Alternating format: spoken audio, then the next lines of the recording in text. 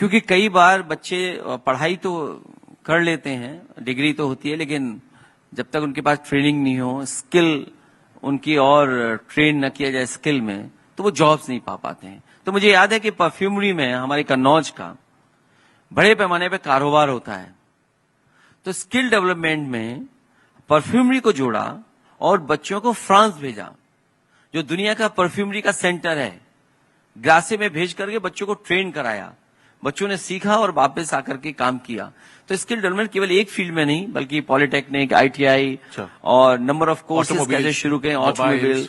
और उस समय मुझे याद है कि यूपी ने बहुत अच्छा काम करके दिखाया था, और मुझे ये भी याद है कि आप ही उसके मिनिस्टर थे। और बहुत अच्छा काम किया। उसके बाद भारत सरकार का भी इन्वॉल्वमेंट हुआ।